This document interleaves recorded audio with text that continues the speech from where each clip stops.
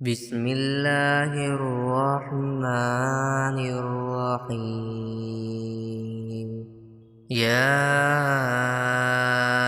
ایہا النبی حرض المؤمنین علی القتال ان یکن منکم 20 صابرون یغلبوا 200 وَإِن يَكُن مِّنكُم 100 يَغْلِبُوا أَلْفًا مِّنَ الَّذِينَ كَفَرُوا بِأَنَّهُمْ قَوْمٌ لَّا يَفْقَهُونَ۔ اے نبی، مومنوں کو جنگ پر ابھارو۔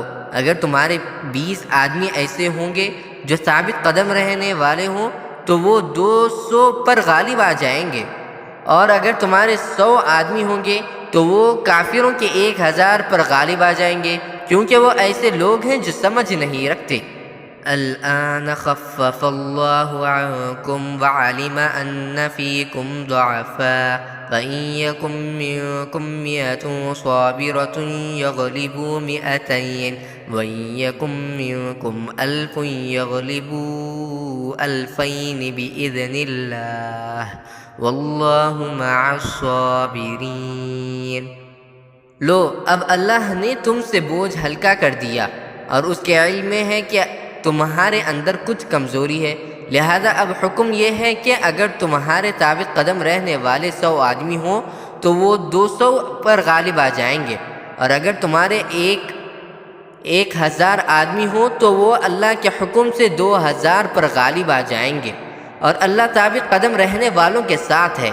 ما كان لنبي أن يكون له أسرى حتى يثخن في الأرض تريدون عرض الدنيا والله يريد الآخرة والله عزيز حكيم۔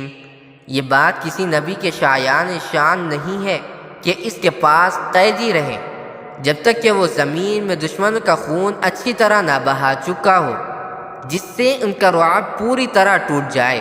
تم دنیا کا ساز و سامان چاہتے ہو اور اللہ تمہارے لیے آخرت کی بھلائی چاہتا ہے، اور اللہ صاحب اقتدار بھی ہے، صاحب حکمت بھی۔ لولا کتاب من اللہ سبق لمسکم فیما اخذتم عذاب عظیم۔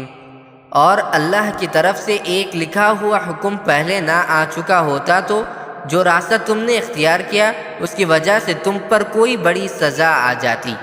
فَكُلُوا مِمَّا غَنِمْتُمْ حَلَالًا طَيِّبًا وَاتَّقُوا اللَّهَ إِنَّ اللَّهَ غَفُورٌ رَّحِيمٌ۔ لہذا اب تم نے جو مال غنیمت میں حاصل کیا ہے اسے پاکیزہ حلال مال کے طور پر کھاؤ، اور اللہ سے ڈرتے رہو، یقیناً اللہ بہت بخشنے والا بڑا مہربان ہے۔